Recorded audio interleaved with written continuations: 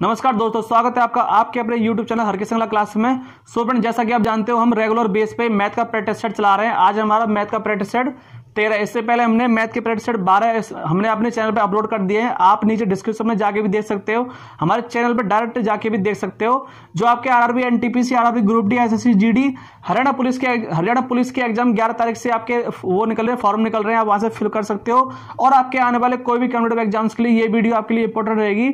हर topic से एक question कराता हूं फ्रेंड्स, जो आपके एग्जाम पॉइंट ऑफ व्यू से इंपॉर्टेंट है। कोई भी क्वेश्चन ऐसा नहीं कराता जो आपके एग्जाम के लिए ठीक ना हो। ठीक है फ्रेंड्स, सो फ्रेंड बने रहिए हमारे साथ, पूरा वीडियो जरूर देखना।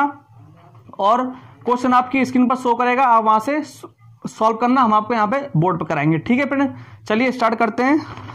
4 पार्ट में हमने नंबर सिस्टम कराया है, हमने पूरा बेसिक से कराया है, एक एक क्वेश्चन बताया है, जितने उसके टाइप बनते हैं नंबर सिस्टम के वो हमने उसमें करा दिए हैं। तो वो भी आप हमारे चैनल पर जाकर देख सकते हैं। हमने मैथ की सीरीज स्टार्ट कर दी, सबसे पहले कराया हमने नंबर सिस्टम। ठीक है फ्रेंड्स, सो आपका पहला क्वेश्चन है आज आपका ये कराया, एक सब्जी विक्रेता 1 रुपए में 2 की दर से नींबू खरीदता है। मतलब कि उसने 1 रुपए में उसने 2 नींबू तो उसने क्या किया, खरीदे, यानी उसका क्रय मूल्य हो गया, सीपी हो गया।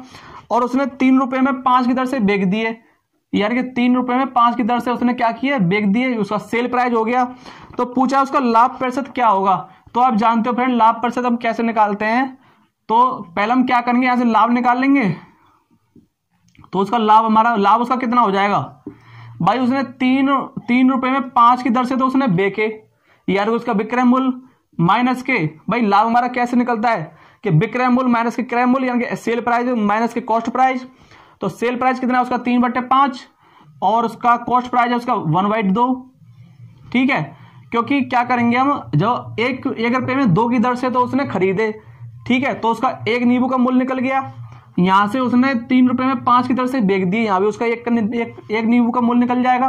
तो हमारा लाभ निकल जाएगा। यहां से हम यहां से क्या करेंगे, एलसीएम ले लेंगे। यहां से 10, 5 से कट गए 2 बार, तो 2 3 6 माइनस के 2 से कटेगा 5 बार ये, तो हमारा जो लाभ है वो निकल के आएगा हमारा 10। तो हमारा जो लाभ है वो निकल के आएगा हमारा 1/10। ठीक है फ्रेंड्स, और हमारा जो लाभ परसेंट निकालने के लिए फॉर्मूला होता है, लाभ परसेंट निकालने के लिए होता है हमारे पास फॉर्मूला के लाभ इंटू 100 और अपॉन के होता है सीपी, यानी कि कॉस्ट प्राइस, जितने में उसने वो चीज खरीदी है, जिसने यार उसका क्रय मूल्य। तो लाभ परसेंट निकालने के लिए हम क्या करेंगे, प्रॉफिट परसेंट बराबर क्या होता है हमारा, प्रॉफिट कितना हुआ उसे 1/10 का इंटू में 100, और उसका सीपी कितना है उसका, यानी कि उसने कितने में खरीदा, उसने ये वाला 1/2 में खरीदा, यानी कि 1/2, 2 हमारा ऊपर आ जाएगा। जब ये से 1/2 करेंगे 2 हमारा ऊपर आ जाएगा, 10 से कट गया 10 बार, और 10 दूनी हो जाएंगे हमारे 20। तो जो उसका लाभ होगा वो होगा उसका 20% का लाभ हो जाएगा उसका। ठीक है फ्रेंड, चलिए आगे चलते हैं। क्वेश्चन नंबर दूसरा है हमारा, ये आपको दे रखा है, एक राशि को ए, बी, सी तथा डी में क्रमशः इतने के अनुपात बांटा, यानी कि उसने ए, बी, सी और डी दे रही थी उसने 3:4:9:10, यानी कि इस रेशो में उसने वो कोई राशि है, उसने वो इसके मतलब इतने के अनुपात में उसने वो बांट दी उनको।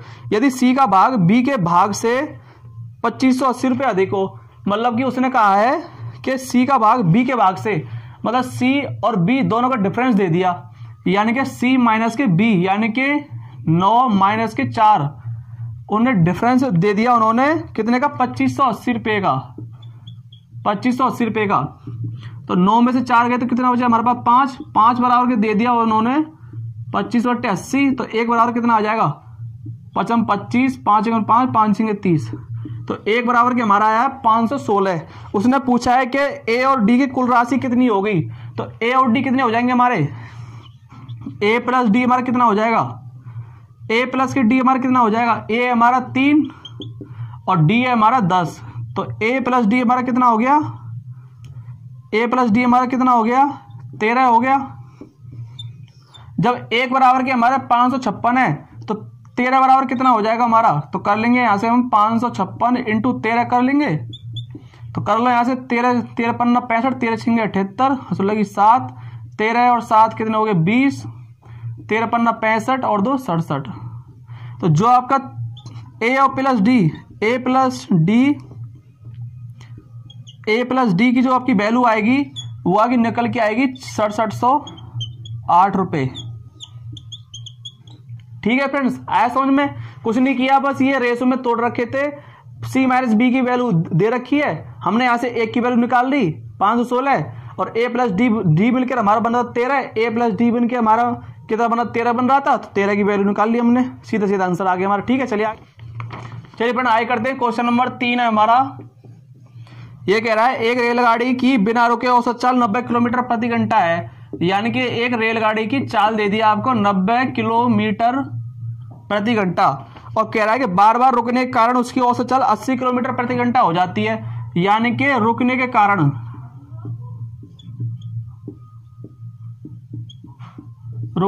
जो उसकी चाल है वो हो जाएगी 80 किलोमीटर प्रति घंटा होगी उसकी रुकने के कारण।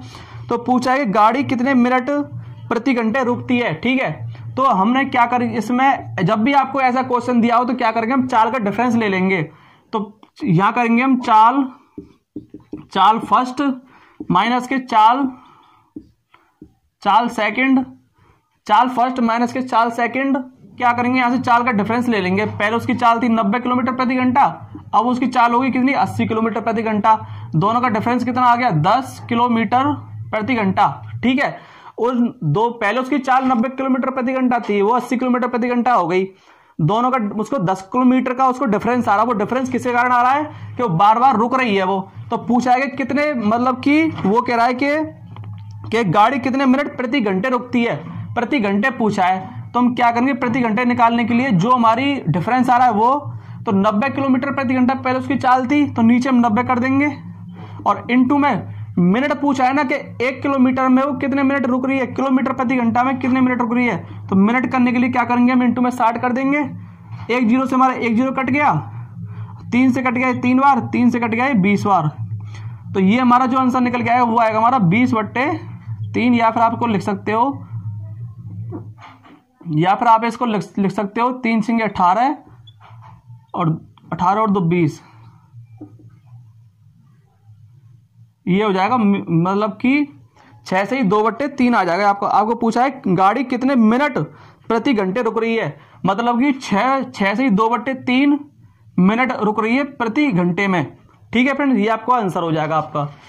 ठीक है, चलिए आगे चलते हैं। क्वेश्चन नंबर 4 है हमारा, क्वेश्चन नंबर 4 है, ये कह रहा है एक त्रिभुज का परिमाप 54 मीटर है, यानी कि एक त्रिभुज दे दिया और इसका परिमाप दे दिया 54 मीटर।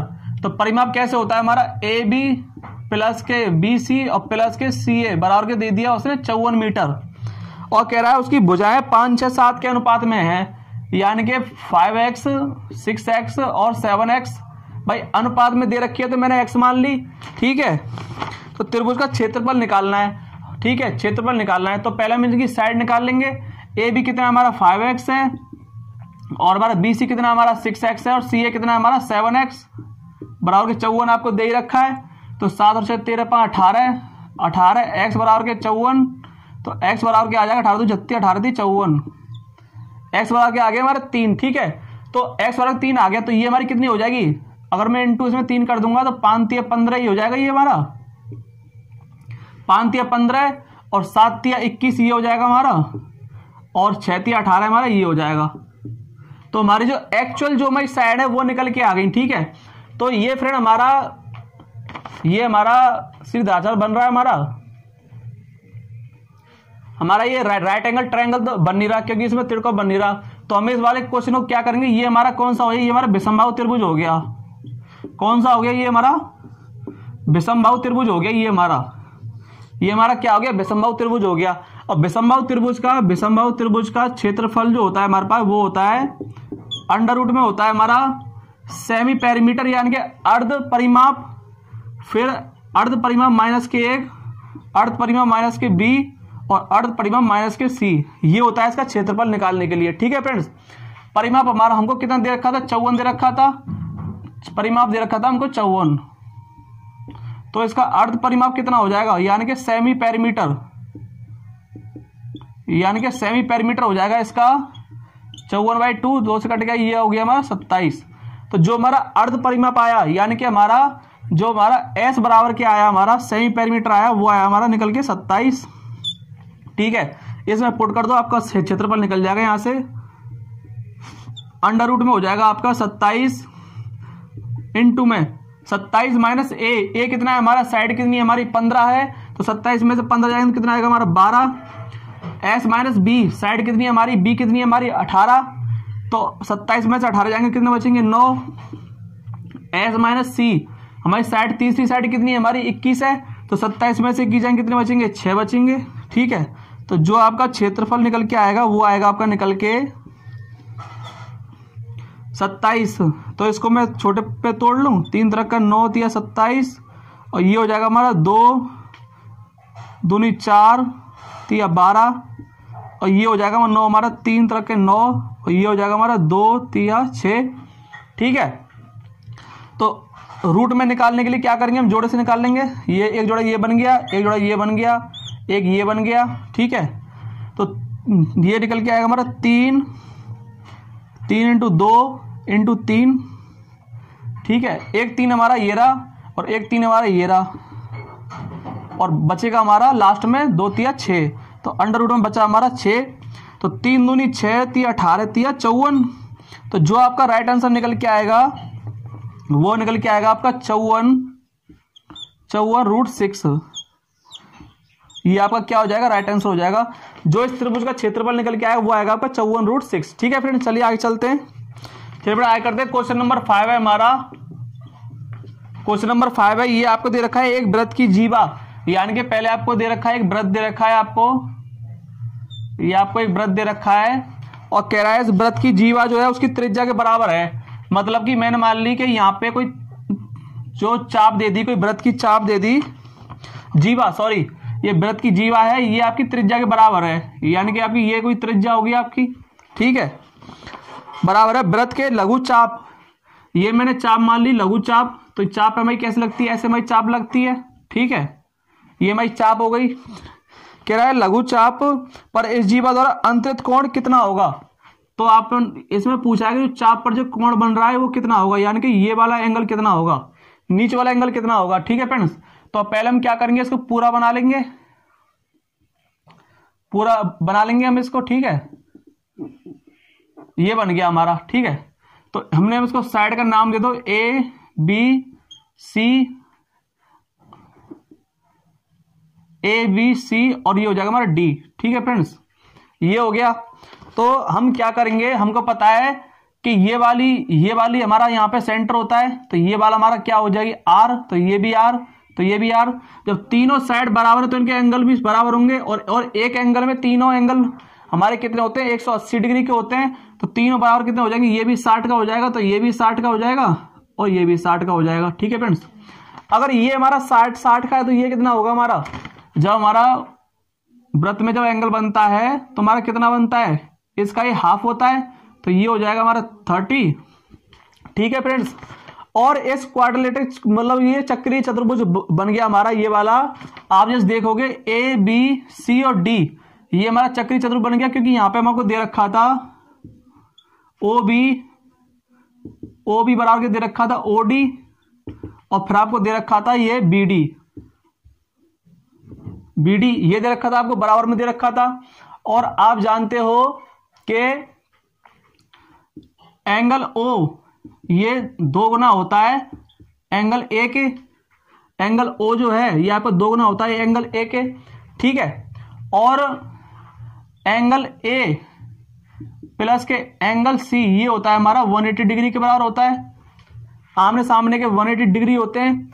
अगर हमारा एंगल ए हमारा 30 है तो एंगल सी हमारा कितना हो जाएगा, तो एंगल सी हमारा निकल के आएगा 180 माइनस के 30, तो बराबर कितना हो गया हमारा 150 हो गया, तो हमारा एंगल सी निकल के आएगा हमारा 150 डिग्री। तो जो उसका आंतरिक कोण होगा ना, अंतरित कोण होगा, यानी कि ये वाला जो एंगल निकल के आएगा वो इसका 150 डिग्री निकल के आएगा। ठीक है फ्रेंड्स, हो गया। चलिए आगे चलते हैं।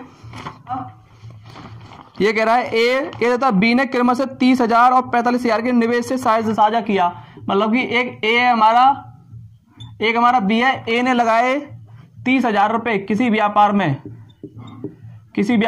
कितने लगाए, 30,000 रुपये लगाए, और बी ने लगाए उसी व्यापार में 45,000 रुपये।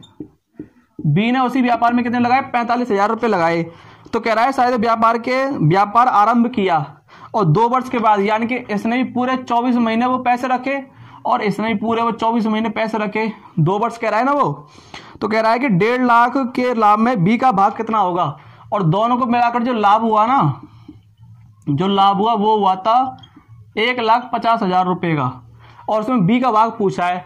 तो कर लो, ये हमारा दोनों ने बराबर पैसे लगाए, 3 से 3 जीरो कट गया, 5 से कट गया 6 बार और 5 से कट गया 9 बार, 24 से हमारा 24 कट गया, 3 से कट गया ये 2 बार और 3 से कट गया ये 3 बार।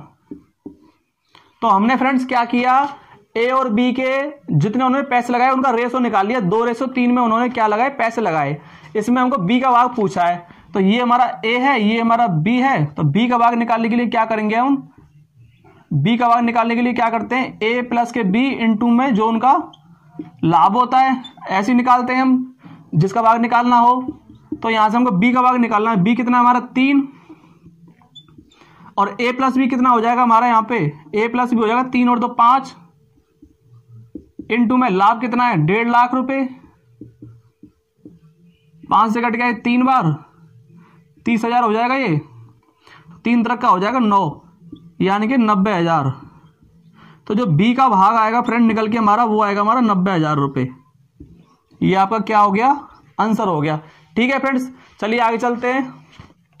चलिए बेटा आगे करते हैं, क्वेश्चन नंबर 7 है हमारा। क्वेश्चन नंबर 7 है, तो ये कह रहा है, क्वेश्चन नंबर 7 है, ये कह रहा है कि 3 संख्याओं का औसत 28 है, यानी कि उसने क्या किया, 3 संख्याओं का औसत दे दिया उसने 28। तो कह रहा है कि यदि पहली संख्या दूसरी संख्या की आधी, यानी कि पहले उसने क्या किया, 3 संख्याएं दी, यानी कि मैंने मान लिया ए बी और सी। तो कह रहा है कि यहाँ पे पहली संख्या दूसरी संख्या की आधी तथा तीसरी संख्या दूसरी संख्या की दोगुनी है। मतलब कि यहाँ कह रहा है कि पहली संख्या दूसरी संख्या की आधी, मतलब कि मैंने मान लिया अगर ये 2x है तो इसका आधा कितना हो जाएगा, ये x हो जाएगा पहली संख्या, दूसरी संख्या की आधी, और तीसरी संख्या दूसरी संख्या की दोगुनी है, और जो तीसरी संख्या है वो हमारी दूसरी संख्या की दोगुनी है, तो ये हमारा 4x हो जाएगा। ठीक है फ्रेंड्स, तो कह रहा है कि तो तीसरी संख्या क्या होगी भाई, तीनों संख्याओं का औसत दे दिया 28, तो तीनों संख्याओं को यहां से हमारा क्या होगा, यहां से हमारा योग निकल जाएगा, तीनों संख्या को योग निकल जाएगा। यहां से हमारा कितना आया, 8 या 24, हंसुल लगी 2, 3 दूनी 6 और 2 8, 84 क्या आ गया, तीनों संख्याओं को योग आ गया। और यहाँ पे हमको तीनों संख्याओं को क्या कर रहा है, रेशो दे रखा है, यानी कि ए प्लस के बी प्लस के सी बराबर के 84 दे रखा है। ठीक है, जो उनका योग आया है, तो ए कितना है हमारा x प्लस के बी कितना है हमारा 2x और सी कितना है हमारा 4x बराबर के क्या दे रखा है 84। तो यहां से इसको सॉल्व कर लो, 4 और 2 6 और 1 7, 7x बराबर के दे रखा है 84, 7x बराबर के क्या दे रखा है 84 दे रखा है। ठीक है, तो यहां से हमारे x की वैल्यू निकल जाएगी हमारी 7 1 7 दूनी 14, x बराबर के आ गया हमारा 12। ठीक है, यहाँ क्या पूछा है, तो तीसरी संख्या क्या होगी, अगर हमारी तीसरी संख्या दे रखी है 4x, अगर मैं यहाँ पे 7 से इंटू कर दूं तो कितना आएगा हमारा निकल के 28 आएगा। तो जो हमारी तीसरी संख्या होगी वो हमारी निकल के आएगी कितनी 28। ये आपका क्या हो गया, आंसर हो गया। ठीक है फ्रेंड, चलिए आगे करते हैं। ये एवरेज का क्वेश्चन था। ये नंबर 8 है हमारा। ये आपको दे रखा है, चीनी के मूल्य में 10% की कमी होने से कोई व्यक्ति 1116 रुपए में 6.2 किलो चीनी अधिक खरीद सकता है। चीनी का घटा हुआ मूल्य प्रति किलोग्राम कितना होगा। तो ये वाला ऐसा क्वेश्चन हमने पिछली वीडियो में कराया था। इसमें हम क्या करते हैं, पहले वर्तमान मूल्य निकाल लेते हैं, उसका वर्तमान मूल्य क्या है, वर्तमान मूल्य क्या है। तो हम यहाँ पर उसने वैल्यू दे रखी है कि 1116 में जब 10% की कमी हुई, 1116 में जब 10% की कमी हुई तो उसको 6.2 किलो चीनी उसने अधिक खरीद ली। कितनी चीनी ले ली उसने, 6.2 ले ली। तो यहां से हमारा ऐसे करने से हमारा क्या होता है, हमारा वर्तमान मूल्य निकल आता है। तो पहले इसको सॉल्व कर लो, ये पॉइंट हटा के यहाँ पे 0 हो जाएगा, 2 0 से 2 0 कट गया, और ये 2 से कटेगा हमारा 2 पंजे 10, हासिल लगी 1, 2 पंजे 10 और 2 अट्ठे 16 और 2 से कट गए 31 बार। ठीक है फ्रेंड्स, और काट लो इसे, 31 से जाएगा ये यहाँ पे कर लो इसे 31 और 558 दे रखा है आपको, तो 31 से जाएगा ये 31 बार पहले, यहाँ आ गया 4, यहाँ आ गया ये, और 3 अट्ठे होते हैं हमारे पास 24, यानी कि 248। तो ये हमारा कट जाएगा इससे 18 बार। तो जो उसका वर्तमान मूल्य निकल के आएगा, यानी कि 10% की कमी जो निकल के आई उसकी वर्तमान मूल्य, वो निकल के आया उसका 18 रुपये। ठीक है, उसने क्या पूछा है कि चीनी का घटा हुआ मूल्य प्रति किलोग्राम कितना है, 18 रुपये प्रति किलोग्राम हो जाएगा उसके, यानी कि 18 रुपये प्रति किलोग्राम, ये उसका घटा हुआ मूल्य निकल के आ जाएगा उसका। ठीक है फ्रेंड्स, चलिए आगे करते हैं। नंबर 9 है हमारा, क्वेश्चन नंबर 9 है। तो आपको ये स्क्रीन पर एक आकृति शो हो रही होगी, तो आपसे पूछा है कि इसमें x का मान क्या होगा। जैसे कि आपको दे रखा है, एक आपको सर्कल दे रखा है, और आपको ये आपका हो गया सेंटर, ये आपका क्या हो गया, सेंटर हो गया, और ये दे दिया आपको 90 डिग्री, और फिर यहां से एक एंगल ऐसे बनाया उसने, ठीक है, और ये वाला एंगल दे दिया उसने 110 डिग्री। ठीक है, ये आपका है ये, और उसने साइड दे दी यहाँ पे, ये साइड दे दी आपको A, ये दे दी B, और ये साइड दे दी आपको C, और एक एंगल बना दिया उसने ये राइट एंगल ट्रायंगल। ठीक है, जो आपको साइड दे रखी है, तो पूछा है कि यहाँ पे x का मान क्या होगा। ठीक है फ्रेंड्स, तो यहाँ पे आपको दे रखा है कि एंगल आपको दे रखा है AOC दे रखा है आपको 90 डिग्री, और फिर आपको एक एंगल दे रखा है AOB, एंगल AOB दे रखा है आपको 110 डिग्री। ठीक है, पूछा है आपसे एंगल BAC क्या होगा, यानी कि BAC क्या होगा। ठीक है फ्रेंड्स, तो देखो अगर हम देख पा रहे हैं कि ये हमारा सेंटर है, और सेंटर से जाएगा ये हमारी क्या हो गई, रेडियस हो गई, और ये भी हमारे क्या हो गई, रेडियस हो गई। ठीक है, तो ये वाली साइड और ये वाली साइड हमारी क्या हो गई, इक्वल हो गई। अगर दोनों साइड इक्वल हैं तो हमारे इनके एंगल भी क्या होंगे, इक्वल होंगे। अगर ये हमारा 90 है तो ये हमारा 45 होगा, और ये भी हमारा क्या होगा, 45 होगा, क्योंकि एक एंगल, एक त्रिभुज में तीनों साइडों का, तीनों कोणों का जो योग होता है वो 180 होता है। ठीक है, तो फ्रेंड्स हमारा ये हमारा, फिर हम यहां से देख लो कि ये वाली हमारी क्या थी, रेडियस थी, तो ये हमारी सेंटर से आ रही है, तो ये भी हमारी क्या होगी, रेडियस होगी। ठीक है, तो ये वाला एंगल और ये वाला एंगल भी क्या होंगे, बराबर होंगे।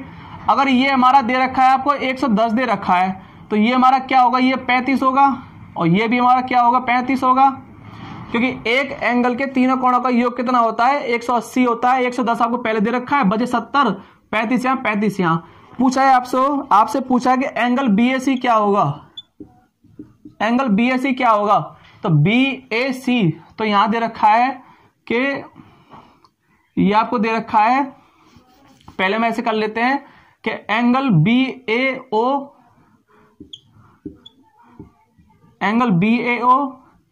और प्लस के एंगल OAC,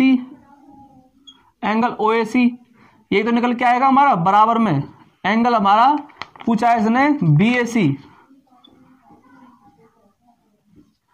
एंगल BAC हमारा इससे तो निकल के आएगा हमारा। जब आप सब एंगल BAC निकालेंगे तो निकाल लो यहां से, एंगल BAC बराबर क्या आएगा हमारा, BAO कितना है हमारा, BAO कितना है हमारा 35 डिग्री, प्लस में OAC कितना है, OAC कितना है हमारा 45 डिग्री। तो जो हमारा एंगल हमारा BAC निकल के आएगा, वो निकल के आएगा हमारा 80 डिग्री, 35 45 80 डिग्री। ठीक है फ्रेंड्स, आया समझ में। सो फ्रेंड, ये था हमारा आज का लास्ट क्वेश्चन, जो आपके RRB NTPC RRB group D और आपके आने वाले कोई भी कॉम्पिटिटिव एग्जाम्स के लिए ये क्वेश्चन आपके लिए इंपॉर्टेंट रहेंगे। आज के लिए इतना ही फ्रेंड्स, ये हमारा पार्ट 13 था। इससे पहले हमने अपने चैनल पर पार्ट 12 वीडियो अपलोड कर दिए मैथ के प्रैक्टिस सेट की, और हमने मैथ की सीरीज भी स्टार्ट कर दी है। हमने चार पार्ट में हमने नंबर सिस्टम कराया है, जिसमें हमने आपको पूरा बेसिक कराया है, जो फॉर्मूले वो करा दिए हैं। सो फ्रेंड, आज के लिए इतना ही।